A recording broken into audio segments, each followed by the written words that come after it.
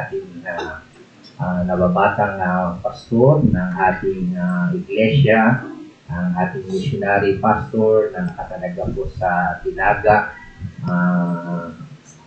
Tulos pa ba rin yun? Tulos, Rosario, Batangas. Hindi kami Rosario, Cavite.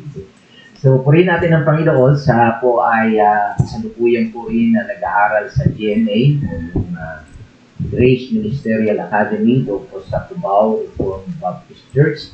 At siya po ay, sa biyaya po ng Diyos, ay magtatapos ng unang year ba o semester. Okay? So, purihin natin ang Diyos sa kasipagan niyang mag-aral at ayon po sa kanyang kwento ay meron isa siyang kapatiran doon na si Marlon na yung nais din pong maglingkod sa Diyos at yun po ang kanyang naging assistant ngayon. Kaya ako'y nagagalak sapagkat napakasarap po na kapag ikaw ay lingkod ng Panginoon ay meron kang nag-disciple. So, purihin natin ang Diyos. At ang aking balita ay yung kanyang asawang babae ay kasama po yun sa mga natukhang, no? Yung natukhang ay nagda-drugs. So, nauna po yung babae, tapos yung lalaki. Pero ang lalaki ang masigasin yun. At aking balita yung lalaki na nagsunog at nagsira ba ng mga ribulto na worth 40,000 pesos na ribulto at nang hinayang dun ibang mga tao. Pero yung po ay papakita ng kanyang totoo at tunay na pananampalataya. Kaya purihin natin ang Diyos sapagkat ang ating lingkod ay ginagamit para siya ay mag-disciple at masipag na naglilingkod sa Panginoon. So, ngayon po ay handa po natin ang ating puso at kaisipan sa pakikinig ng salita ng Diyos na dadalhin sa atin ng ating pastor, John Lloyd. Ay, artista yun eh, baka i-accept na. Okay, purihin po natin ang Panginoon. Aristo Tomal. John Lloyd. Ay, sige, pastor.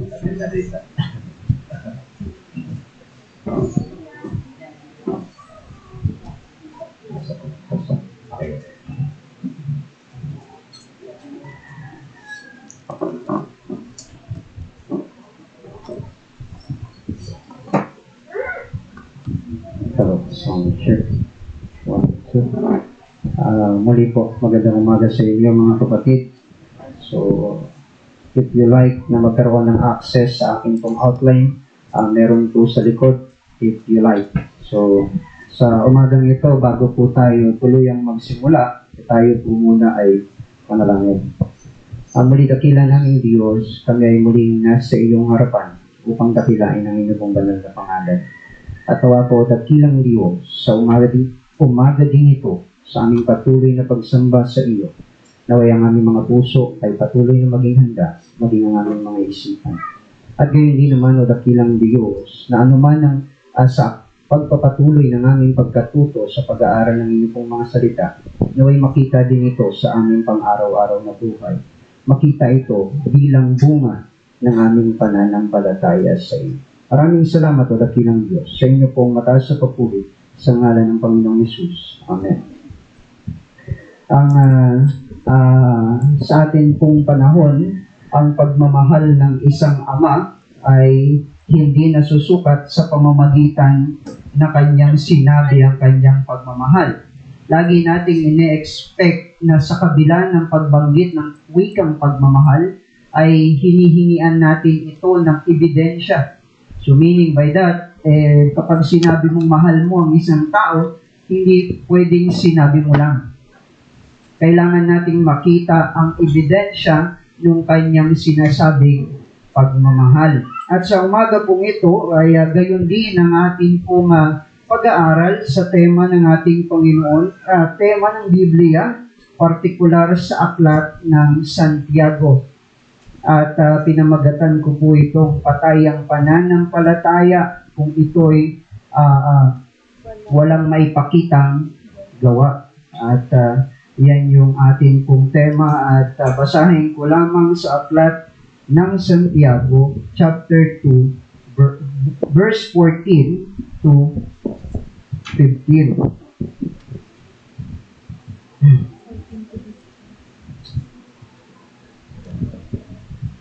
Santiago chapter 2. Sabi rito, mga kapatid, ano ang pakinabang kung sabihin ng isang tao na siya ay may pananampalataya, ngunit hindi naman niya ito pinapatunayan sa gawa. Maliligtas ba siya ng ganoong uri ng pananampalataya? Verse 15, halimbawa, may isang kapatid na walang maisuot at walang makain. Verse 16, kung sasabihin ninyo sa kanya, patnubayan ka nawa ng Diyos at magbihis ka at magpakabusog. Ngunit hindi naman ninyo siya binigyan ng kanyang kailangan. Ano ang silbi niyon? Verse 17, gayon din naman ng patay ang pananampalataya, walang kalakip na gawa. Tinagurian ng aklat ng Santiago o Book of James sa isa sa pinakamatandang aklat sa Bagong Tipan. So ito ay nasulat, estimated during 45 AD at hanggang before the Council of Jerusalem. So meaning by that, ang aklat din ng Santiago ay naglalaman ng maraming practical na pamamaraan kung paano isa sa pamuhay ang pagiging mananampalataya. Take note, si James ay isang lingkod ng Diyos para sa mga Hudyong mananampalataya. At naisulat ang aklat, nasa ilalim sila ng pamumuno ng Roma at maraming aristokratiko sa panahong iyon. At sa bahagi ng pagpapatuloy, isa rin iyon sa bahagi at dahilan kung bakit nasulat ang aklat ng Santiago, dahil sa mga mayayamang sumasamba o sumasampalataya, wika nila, pero hindi mo makitaan ng mabuting gawa. So, kung babasahin nyo ang chapter 1 ng Book of James o aklat ng Santiago, makikita nyo po yung historical background ng Book of James. So, napakaraming pagkakataon sa chapter 1 verse 1 to 4, tinutukoy ni Santiago magsumikap, at ang sinusabihan niyang magsumikap ay yung mga tunay na mananampalataya na naghihirap. Sapagkat during that time na naisulat ang aklat ng Santiago, maraming mayayaman ang kumakabkab ng lupa ng may lupa. At ngayon, ang ginagawa nila kapag nakamkam nila yung lupa ng may lupa, yung may lupa pagtatrabahuin nila. Inangkin na nila yung lupa ng isang tao para pagtrabahuin din sa sarili niyang lupa. So ano pong nangyari? Nagkaroon ng matinding paghihirap, gutom, kahirapan, at doon din po nag-umpisa ang revolusyon sa pagitan ng mga Hudyo at sa pagitan ng mga Romano. Nag-aklas ang mga Hudyo dahil sa nararanasan nila.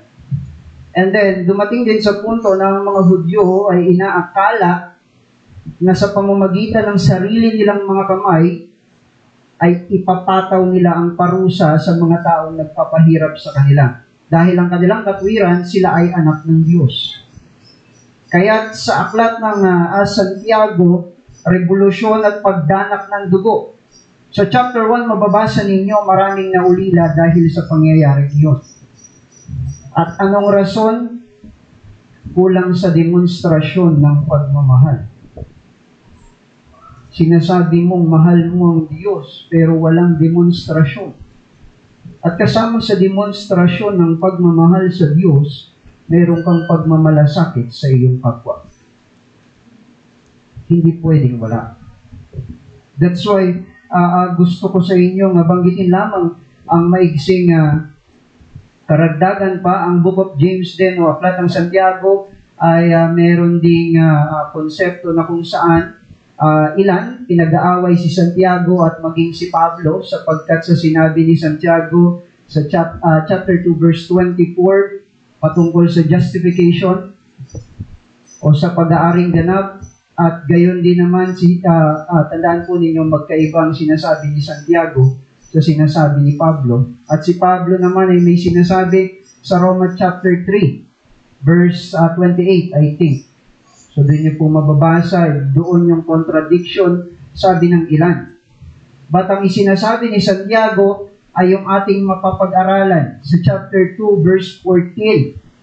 Anong silbi ng pananampalataya kung walang kalakip na gawa?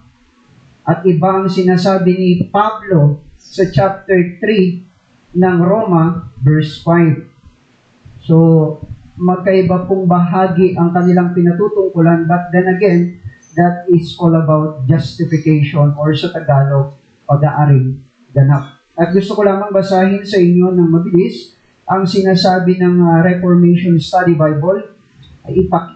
Ipinakilala nito ang mahalagang issue ng kaugnayan ng pagitan ng pananampalataya at mga gawa. Ang tanong na sinusuri ay, anong uri ng pananampalataya ang nakapagliligtas? Ang malinaw na sagot, ang pananampalataya na walang gawa ay hindi makapagliligtas. Ang pananampalataya na hindi nagbubunga ng mga gawa ay hindi nagliligtas na pananampalataya, and according sa New Testament ay hindi pagtuturo ng pag-aaring ganap sa pamamagitan ng mga gawa. Ngunit hindi rin ito nagtuturo ng pag-aaring ganap sa pamamagitan ng pagpapahayag ng pananampalataya o pag-angkin sa pananampalataya. Nagtuturo ito ng pag-aaring ganap sa pamamagitan ng pagkakaroon ng tunay na pananampalataya, at ang tunay na pananampalataya ay nagbubunga ng pag-ibig sa Diyos at kapwa. Nasa isip ni Santiago ang isang tunay na buhay na pananampalataya na nagbubunga ng mabungang gawa na katibayan ng mapagpatunay o sa bisa ng isang tunay na pagbibigay katwiran sa pananampalataya sa huling paghahatol. So maliwanag na hindi lang ang isang tao ay hindi na-justify lamang kasi dahil sa pananampalataya lang. So there's a big difference between that faith alone. Okay, so pananampalataya lang na sinasabi, which is sa book of James, maraming prophecy. Which means, sinasabi nila, sila ay anak ng Diyos, sila ay sa Diyos, but still, walang makitang ebidensya ng bunga ng pananampalataya. Well, in fact, sa Westminster Confession of Faith, sa chapter 11, that is justification, paragraph 2, makikita niyo po yung pagkakasunod-sunod. Tayo ay na-regenerate, meaning by regeneration, ipinanganak muli. That is John chapter 3. So yung mga sinasabi ko po, hindi nyo makikita sa screen. Wala rin po yan sa inyong handouts. So sa John chapter 3, regeneration. After regeneration, in response, ang isang tao ay magkakaroon ng pananampalataya. So pananampalataya kanino? Not to the cross, but to Christ alone. Ang pananampalataya hindi sa cross, kundi kay Kristo na nabayubay sa cross. Kaya anong ibig sabihin nun? Kung ikaw ay may pananampalataya, sinusunod mo kung ano yung demonstrasyon ng anak ng Panginoong Jesucristo, kung paano niya iniibig ang isang taong makasalanan. At the same time, kung paano niya binago sa pamamagitan ng kanyang sakripisyo ang taong ito. And sa pagpapaliwanag pa, hindi yan dyan nakatuon, but then again, sa pagpapaliwanag, tatandaan po natin, regeneration ang nauna, and then nagsunod ang pananampalataya. That's why justification through faith alone. So, sumunod yung pananampalataya in response. That's why ang pananampalataya ay nagbubuhat sa pakikinig ng salita ng Diyos. And then inaring ganap ang isang taong makasalanan na umamin sa kanyang kasalanan. At pagkatapos nito, na siya ay ariing ganap ng Diyos, tanging sa pananampalataya, ang pananampalatayang ito ay nagbubunga dapat. At ano ang bunga? Ang mga mabubuting gawa buhat sa Diyos. And which I think na may kinalaman din sa kabanalan o holiness ng isang taong sumusunod sa Diyos. At sa pagkakataong yan, nais ko sa inyong ilapit ang maigsing mensahe. Ang sabi rito, ang katiyakan ng buhay na pananampalataya ay nakikita sa gawa ng isang tao na nakararanas ng habag at biyaya ng Diyos. Nagbubunga. Sa pagpapatuloy pa, kagaya ng tanong ni Santiago, maliligtas ba siya ng ganoong uri ng pananampalataya? Maliligtas ba ang isang tao? Kung sinasabi niyang may pananampalataya siya pero walang ebidensya, at ito bang pananampalatayang ito ay nakapagliligtas o baka naman posible kang akayin sa kapahamakan?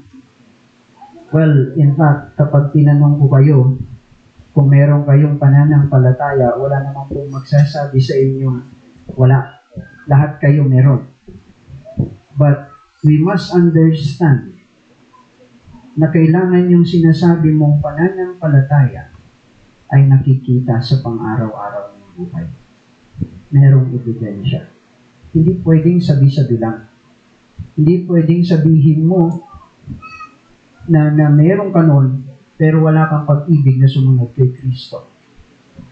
At kasama doon ay ang pag-ibig mo sa iyong kapwa. Take note, brothers and sisters in Christ. Ang utos dito sa atin kung pinag-aaralang talata ay hindi ang pagmamahal mo sa sarili. Ang pagmamahal sa sarili is nasa sayo na. From the very beginning, alam mo kung paano mo mahalin ang iyong sarili. But hindi mo alam kung paano mo mahalin ang iyong kapwa. Yun ang utos ng Diyos.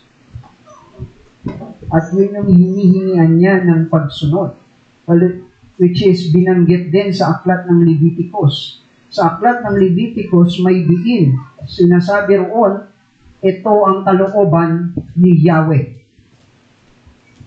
So hindi lang ito sinabi ng apostol dahil sa kanyang otoridad, kundi sinabi ito ng apostol dahil ito ay decree ng Diyos o utos ng Diyos na dapat maintindihan ng mga mananampalataya. And sa pagpapatuloy pa, ang pag-aaring ganap ay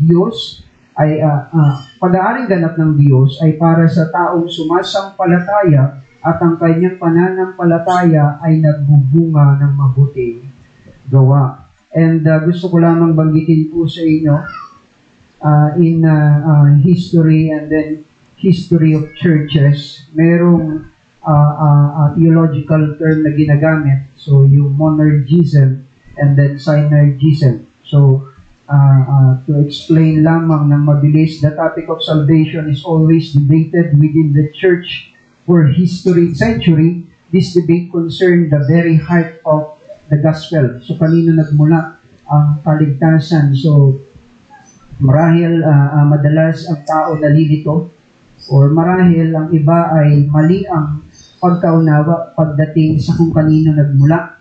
Ang kaligtasan, monergism, ibig sabihin sa wikang Ingles, to work alone. Sa Tagalog, sariling gawa.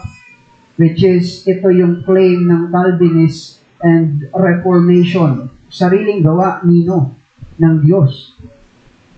Ang kaligtasan ay sariling gawa ng Diyos. Unlike sa proclamation ng synergism, na which is 50% common ang grace. And, magkaiba yung common grace sa common ang grace. So, sabi nila, common ang grace, nandiyan ang biyaya. Ang kailangan mo na lamang ay tanggapin. So, in that case, kapag siniyasat mo yung ganong pahayag, lumalabas na merong kayang gawin ng isang tao para maligtas. Which is, totally in my case, I reject. Dahil mismong si Paul sinasabi, lahat makasalanan, walang mabuti, lahat masama. And that's why kailangan mo ng biyaya, yung habag ng Diyos. At kapag kinahabagan ka ng Diyos, dun lamang nabubuksan ang iyong pag-unawa sa katotohanan kung gaano makasalanan ang isang tao.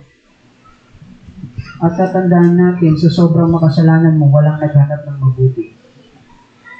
Lahat ibig ay kasalanan.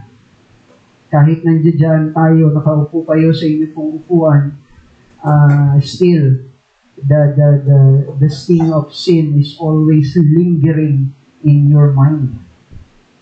Lagi pa rin nasa kaisipan ng tao, but still, ito yung dapat mong naintindihan. Hindi dahil sa gumawa ka ng mabuti, that's why you are saved. Dahil gumawa ng mabuti ang Diyos, kaya ka naligtas. Ayan yung paniniwala ng Calvinist and even ng Reform culture. Monergist. Ang kaligtasan ay tanging gawa ng Diyos, hindi o walang ambag ang isang tao o ang tao. Ano ba yung definition ng grace? Unmerited. So, what do you mean by that? No? So, yung unmerited grace ng Diyos, hindi karapat-dapat ang isang tao, walang kakayanan ng isang tao, pero pinahabagan ng Diyos. At yan yung madalas na makikita while monergism is closely associated with John Calvin, synergism is associated with Jacob Arminius. So, madalas ninyong makikita yung view ng synergism kay Jacob Arminius, at coming from the word Arminius, Armenian. So, doon po nagmula sa kanya. At yung, I'm not saying na Armenian ay going to hell. Hindi ko sinasabi yun. Ang pinopoint ko lamang pagdating sa pagkaunawa sa biyaya ng Diyos ay kailangan maging malinaw. So, kaya gayon din naman, makikita po ninyo sa Ephesians chapter 2 verse 8 to 9 na ang kaligtasan hindi dahil sa mabuting gawa ng tao, kundi dahil sa habag lamang ng Diyos. At yun yung response ni Paul doon sa kanyang sinabi sa Romans chapter 3 verse 28. So yun po yung bahagi. Kaya sa pagpapatuloy ng ating pag-aaral, ating tunghayan ang dalawang punto ng aralin. At sa una pong bahagi, ang resulta ng pananampalatayang walang kalakip na gawa, kawalan ng pag-ibig sa kapwa. Ang resulta ng pananampalatayang walang kalakip na gawa ay kawalan ng pag-ibig sa kapwa. Tandaan natin, pag-ibig ang dahilan bakit tayo nakakagawa ng mabuti sa ating kapwa. This is the only reason bakit ka nakakagawa ng mabuti sa iyong kapwa, dahil sa pag-ibig. And take note, maliwanag ang sinasabi ng Biblia, ang Diyos ang unang umibig, at pagkatapos nito, tsaka lamang natuto ang tao na umibig. At sa pagpapatuloy, sa kanyang pagkakaroon ng pag-ibig, una ay sa Diyos. Kung mapapansin ninyo ang Matthew chapter 22, verse 34 following, sinasabi doon yung two greatest commandment, no? Which sabi ng iba is compilation ng 10 Commandments. Mahalin mo ang iyong Diyos, buong puso, buong kaluluwa, buong isip. At the second point is, mahalin mo ang iyong kapwa kagaya ng pagmamahal mo sa iyong sarili. Why? Kasi mahal mo ang Diyos. At utos ng Diyos na mahalin mo ang iyong kapwa. Again, hindi utos yung mahalin mo ang iyong sarili. Ang utos doon ay ang mahalin mo ang iyong kapwa, dahil hindi normal sa iyo ang magmahal sa iyong kapwa. Ang normal sa iyo ang mahalin mo ang iyong sarili. That's why merong makasarili. So, yun yung ikinukuman ng Diyos. At sa pagpapatuloy pa, ang aklat ni Santiago ay tumutukoy sa mga mananampalataya na walang pagmamalasakit o pag-ibig sa kabilang kapwa. In sa verse 15 to 16, pinapakita niya yung halimbawa, which is yung binasa natin na sinasabi mong siya ay magsuot ng damit at magpakabusog pero wala kang ginawa. So, ano pong punto? Hindi mo na i-demonstrate yung sinasabi mong pagmamahal. Yung sinasabi mong mahal mo ang Diyos, hindi mo na ipakita. Which is nangyayari sa panahon ni Santiago. At si Santiago ay kilala bilang kapatid ng Panginoong Jesucristo. Siya ay leader ng mga mananampalatayang Hudyo. At kung kapatid siya ng Panginoong Jesucristo, kagaya ng Panginoong Jesucristo lumaki sa mahirap na pamilya, si Santiago din ay lumaki sa mahirap na pamilya. Kung kaya't yung pag-ibig ni Santiago sa mga mahihirap ay ganoon na lamang. Kaya't ang aklat ng Santiago ay kinukundina niya ang mga mayayaman. Bakit? Sa mali nitong pamamalakad. At pagpasok sa loob ng iglesia, kala mo sila yung may otoridad. Sila yung may kakayanang magpatakbo. At sa pagpapatuloy, ito ang punto, kung ang isang mananampalataya ay nagsasabing siya ay may pag-ibig pero hindi niya kayang maipakita, ito ay dulot ng isang patay na pananampalataya. Kung sinasabi mong mahal mo ang iyong kapatid, pero hindi mo kayang maipakita, ito yung binanggit ko kanina na karakter na patay na pananampalataya. Dahil hindi mo kayang ipakita sa iyong kapatid ang iyong concern bilang isang miyembro ng iglesia. At sa pagpapatuloy, ang mensahe ng Ebanghelyo na napakinggan ng isang tao ay nag-aakay sa kanya na mamuhay ng ayon sa kabanalan. Lagi nating tatandaan, mga kapatid ko, sa pananampalataya, ang ating napapakinggan na Ebanghelyo, pangangaral ng Ebanghelyo ni Kristo, ay laging nag-aakay sa atin upang mamuhay sa kabanalan. Kung kaya't kung sinasabi mo again na ikaw ay mananampalataya at namumuhay sa kabanalan ng Diyos, mayroon kang pagpaparanas ng pagmamahal sa iyong kapatid dahil naranasan mo ang pagmamahal ng Diyos. Kung sinasabi mong mahal mo ang Diyos, kasama sa pagmamahal sa Diyos, ang mahalin mo ang iyong kapatid. Ano man ang kanyang estado, mahirap man, matalino o hindi, dapat mong iparanas ito. And makikita niyo po yung demonstration ng pagmamahal ng Diyos. Ibinigay niya ang kanyang kaisa-isang anak. For God so loved the world that He gave His only begotten Son. At yun yung hinihingi ng utos. Mahalin din natin yung kasamahan natin sa loob ng iglesia. Pagamat may mga punto na may mga taong hindi ka mahal-mahal, but take note, hindi mo mamahalin ang taong kamahal-mahal lamang. Kailangan mo rin mahalin ang mga taong kahit hindi ka mahal. At sa pagpapatuloy pa, throughout history of gusto ko lang banggitin sa inyo, throughout history of election, ang mga tumatakbo ay nagpapahayag ng kanilang plataforma di gobyerno. So, katatapos lamang ng eleksyon at bago dumating sa punto na tayo ay buboto, meron tayong naririnig ng mga plataforma di gobyerno. So, sinasabi nila, gagawin ko to, gagawin ko yun. At maybe I think na sa 100%, baka 20% or maybe 10% lang doon yung natutupad sa kanilang pangako. Ano pong ibig kong sabihin? Madalas ginagamitan ng isang tao ang kanyang kapwa ng matatamis na pananalita para iparamdam ang kanyang pagmamahal sa pamamagitan ng salita. Walang masama doon. Pero ang problema, kung binanggit mo lamang pero hindi mo kayang ipakita, doon tayo nagkakaroon ng problema. Nagkakaroon ka ng problema kanino? Hindi sa tao, kundi primera ay sa Diyos, dahil yun ay direktang utos ng Diyos na dapat mong sundin. Mahalin mo ang iyong kapwa. At kasama sa pagmamahal sa kapwa, merong kang pagmamalasakit. At dapat maipakita iyon.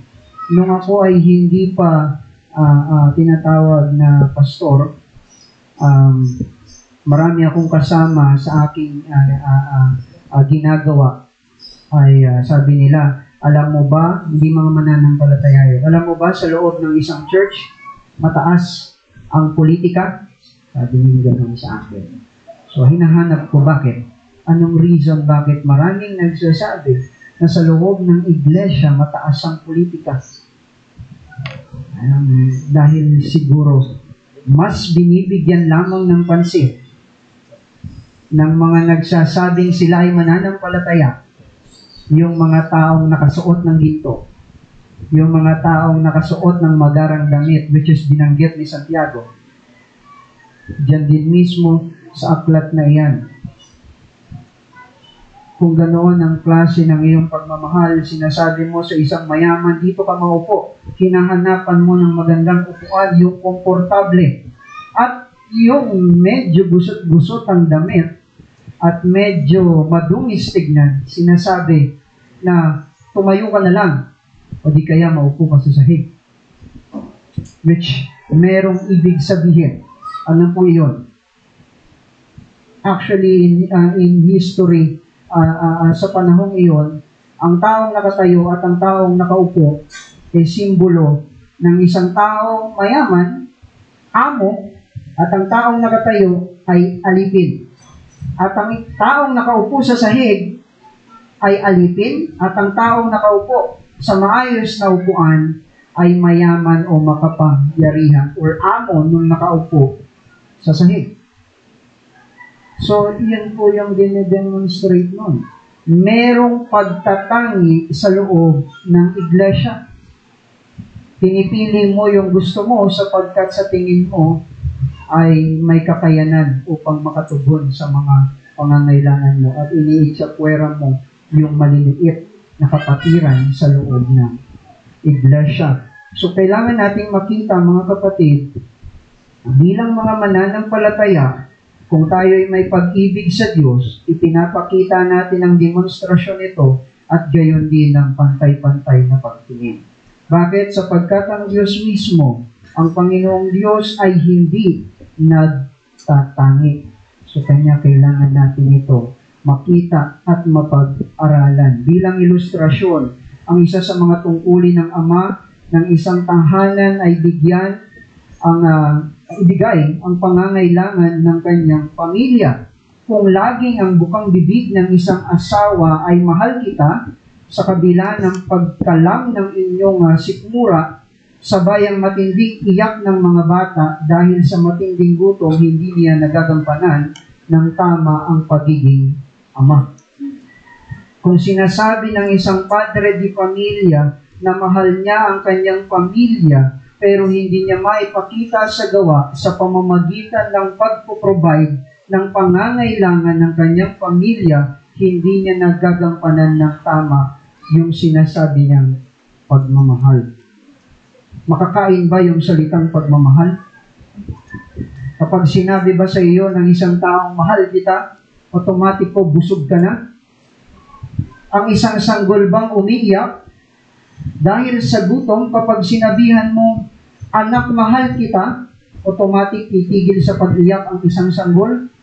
Which is, I think, pati yung salitang pagmamahal ay hindi niya pa naiintindihan. Pero anong makapagpapatahan? Yung pagkain. At ano pong aking punto? Kung sinasabi ng isang taong meron siyang pagmamahal, ipakita mo ang sakripisyo ng pagmamahal na ito. Ang tunay na pagmamahal ay may sakripisyo. Hindi lamang ibinubuka ng bibig. Which is sa ating henerasyon, lalo na yung mga new generation, new gen. I don't know kung anong tawag sa kanila, yung Ziba or, well, anyways. So sa bahaging yon, maraming kabataan ang walang hindi magpaawat na gamitin ang salitang pagmamahal at to the point na nagiging madrama ang buhay. Pero, hindi nila totoong naiintindihan kung anong ibig sabihin ng salitang pagmamahal. That's why maraming kabataan marahil, meron sa kabundukan na sa edad na 14, 15 years old ay may anak na.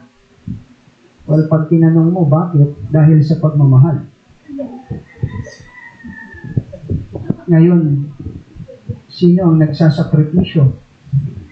Hindi yung kanyang kinakasama, kundi yung magulang.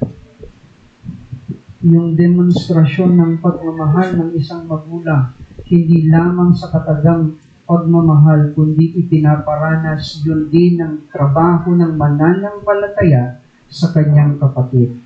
Hindi lamang sambitin ng wikang pagmamahal, kundi dapat mo itong maipakita. Sapagkat doon lamang nagiging tunay ang sinasabi mo kung ito'y iyong ipinapakita. At bilang quotation, i-quote ko lamang Christian Holiness Lesson 2, Christian Commitment. Ito po ay aklat ni Pastor Noel Espinosa. At ang center or key verse ng pag-aaral na ito ay ang Hebrews chapter 12, verse 14. In conclusion, na sinabi niya doon, genuine Christian conversion result in transformation to holiness. In response sa ating pag-aaral, kung sinasabi mong meron kang pananampalataya, kasama sa pagsasapamuhay ng kabanalan, ang mahalin mo ang iyong kapwa. Which is kapag binasa ninyo ang Hebrews chapter 12 verse 14, makikita niyo po yan doon. At sa pagpapatuloy pa, bilang paunang hamon, hindi ko na ilagay siguro. Bilang paunang hamon, tiyakin na ang ating pananampalataya sa pamamagitan ng pagpapakita nito sa gawa.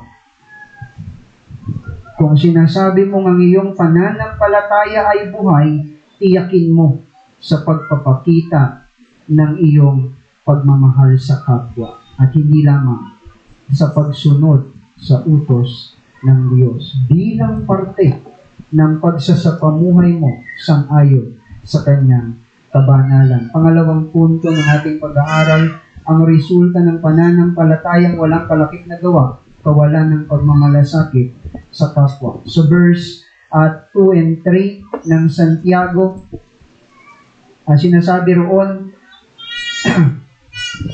makikita natin ang kawalan ng pagmamalasakit sa kapwa dahil sa favoritismo na kung saan na binanggit ko kaganina, buong puso mong tinatanggap ang isang taong marangya, samantalang ang taong gusgusin ay tinitignan mo bilang alipin, which I think sa panahon natin, sa mga iglesia ngayon, ay nangingibabaw pa rin. Tinitignan mo yung may hirap na kapatid, hindi bilang kapatid, kundi bilang alipin sa loob ng iglesia. Gusto ko lamang banggitin sa inyo, nung ako ay nagkaroon ng modular course sa MCBC sa Parañaque, yun po ay 1 week. 1 week akong nag-stay sa Parañaque under Pastor Steve Hope Mayer. At sa patuloy naming pag-aaral doon ng 1 linggong puspusan sa pag-aaral, ang topic namin is Doctrine of God. So sa pagpapatuloy, nakita ko ang mga kapatiran doon. Ang kapatiran nila doon, mayaman na hirap. Lagi naman distinct yun sa loob ng iglesia. Pero ang isa sa mga mabuting nakita ko sa mga kapatid na iyon, hindi porket mayaman ako, ang kapatid ko lamang na mahirap ang tagahugas ng plato. Hindi ko sinasabi na ganun tayo, but binabanggit ko lamang upang ipakita sa bawat mananampalataya na meron tayong pagmamalasakit sa ating kapwa.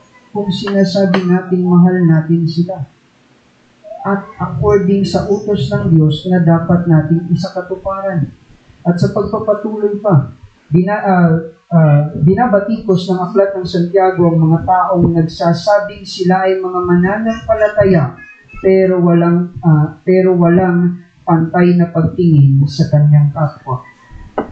Ang chapter 2 ng James ay tumutukoy sa favoritism, kung saan mas binibigyang pahalaga ang nakakaangat kaysa sa taong hindi nakakaangat. Pero maliwanag ang sinasabi ng James chapter 1. Kung kayo ay mahirap pisikal, ang Diyos ay pagyayamanin naman kayo spiritual. Hindi ako against sa kayamanan. Kung mayaman ka, mabuti yan. Pero tandaan mo, gamitin mo ang iyong kayamanan sa tamang pamamaraan. At gamitin mo ito sa pagpapakita ng iyong buhay na pananampalataya sa pagtulong sa iyong kapwa. Well, isa yan sa advokasya ng FCC, particular ang church na ito. Kung tatanungin niyo si Pastor Owe, yan ang kanyang puso, ang tulungan ng kapatid. Tulungan ng kapatid na may pinagdadaan ng kahirapan. In terms of money, hindi po si Pastor Owe na namumudmud, ha? Nagbibigay po si Pastor Owe ng trabaho para sa mga kapatid na nangangailangan. Okay, kailangan mo rin pagtrabahuan, hindi yung lahad ka na lang ng lahad ng kamay. At sa pagpapatuloy, makikita nyo yung ganoong klase ng pag-asa na itinuturo ng Biblia. At hindi lamang doon. Ang isang pastor din naman ay primera na tumutulong sa kanyang kapatid sa pananampalataya pagdating sa emosyonal at spiritual na katayuan. Yun ang pangunahing trabaho. Ang tulungan ng isang kapatid pagdating sa kanyang spiritual na katayuan. So makita dapat natin ito bilang mga mananampalataya na tayo ay nagbibigay ng ganitong klase o demonstrasyon ng pananampalataya. Pangkaraniwan sa tao kapag nagmamalasakit sa kapwa ay may inaantay na kapalit. Hindi ito tama. Madalas sa tao na nagbibigay o nagsasabing mahal niya ang kanyang kapatid o nagmamalasakit sa kanyang kapatid, madalas kaya siya nagmamalasakit para may makuhang kapalit. And isa sa mga binanggit ko sa Tilaga, madalas sinasabi natin sa pastor, Pastor, tanggapin mo ito bilang tulong para naman pagpalain ako ng Diyos. Hindi naman ako against doon. But the point is, hindi mo ito ginagawa dahil gusto mong luwalhatiin ng Diyos.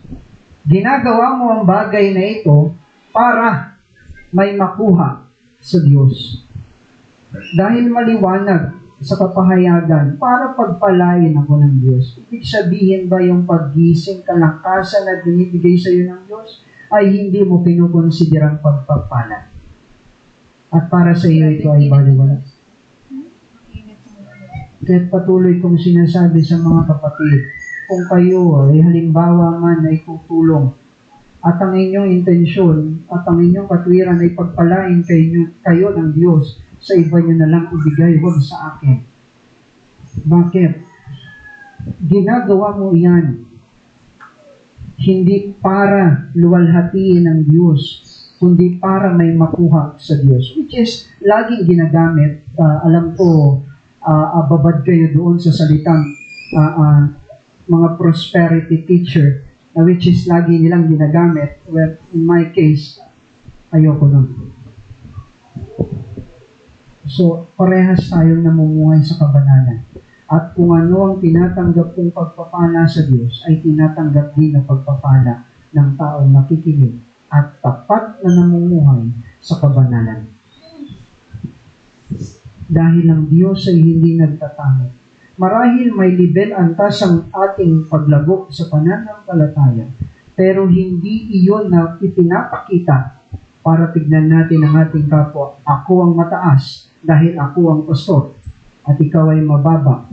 At para magkaroon ka ng biyaya, kailangan mong dumaan sa akin. Mga kapatid, ano pang pinagkaiba mo sa mga iskriba, paraseo at sa pare sa lumang tipan?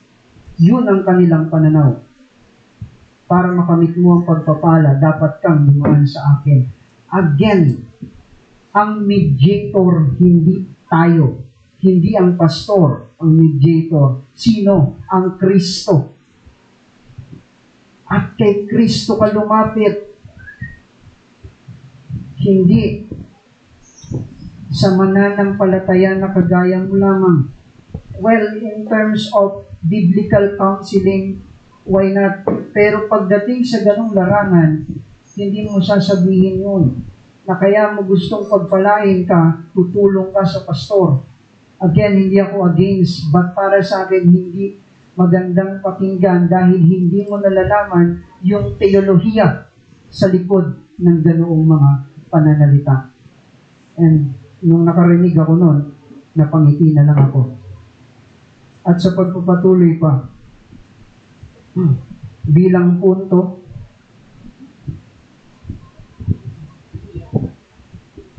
sa pagmamalasakit sa ating kapwa, posible tayo ay makaakay ng mga taong nais makilala ang Kristo. Well, isang banda pa bilang punto, sa pamamagitan ng pagmamalasakit natin sa ating kapwa, ay malaki ang posibilidad na makaakay tayo ng kaluluwa sa paanan ng Panginoong Jesucristo.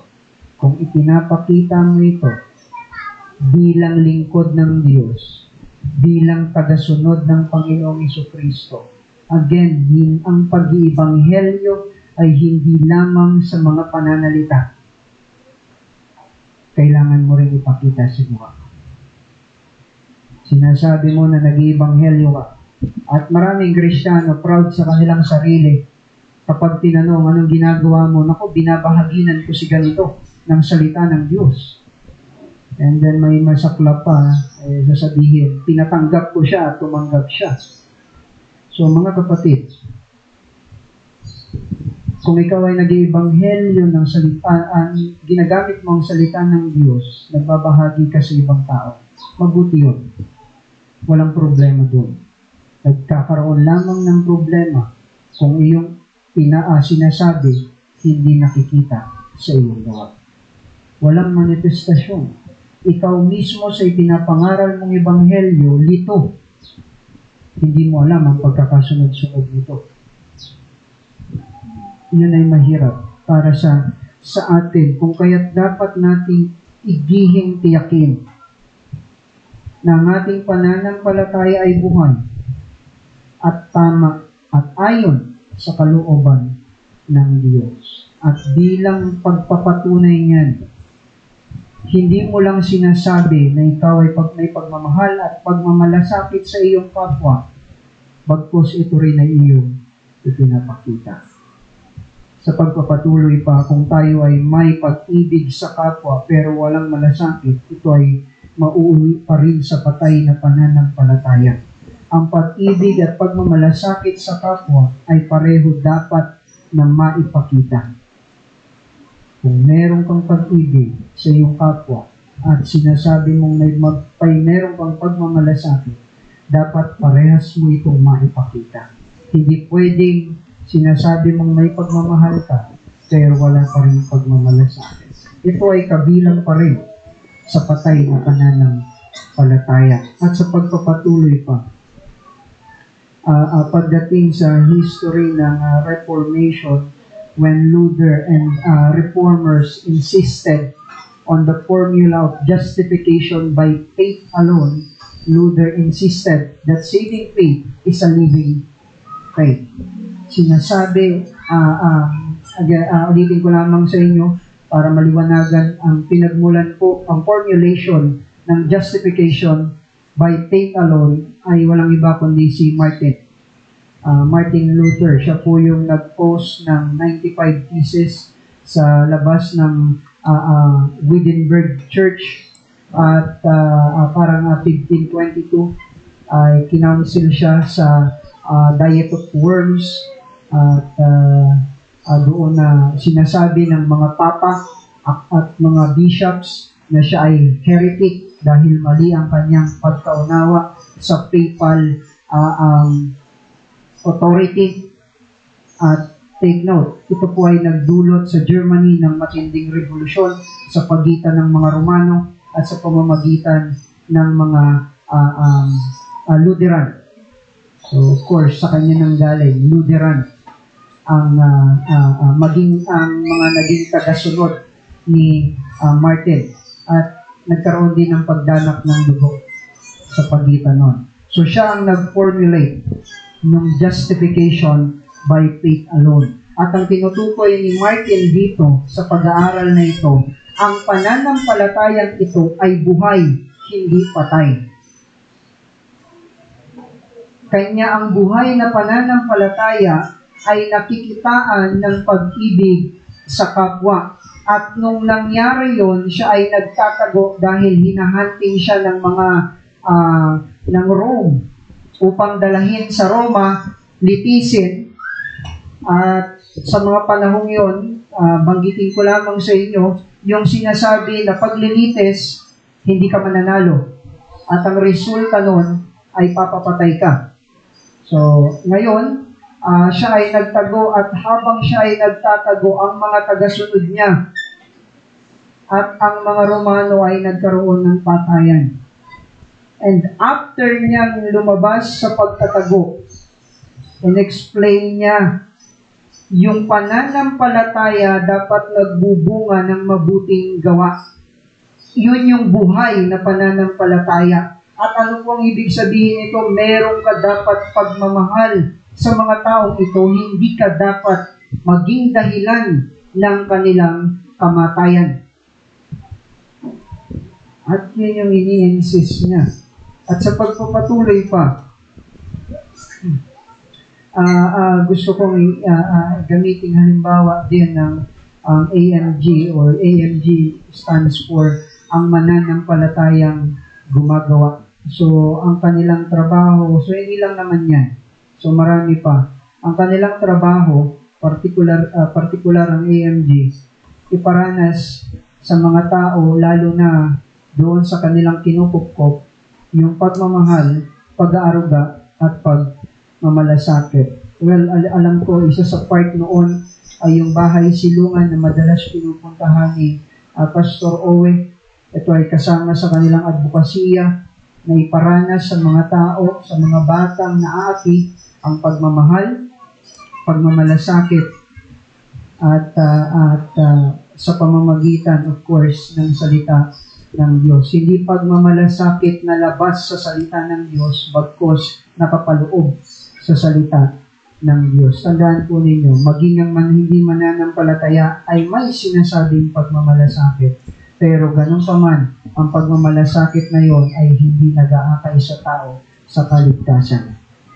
At sa pagpapatuloy, marahil para mas lalo nating maintindihan ang ibig sabihin ng pag-ibig at malasakit, magbalik tanaw tayo sa ating mga nakaraan bilang mga makasalanang nakaramdam ng pag-ibig at pagmamalasakit buhat sa Diyos. Well, kung kayo po ay merong library sa inyo, ay suggest, kung gusto ninyo, ay magkaroon kayo ng The Confession of St. Augustine.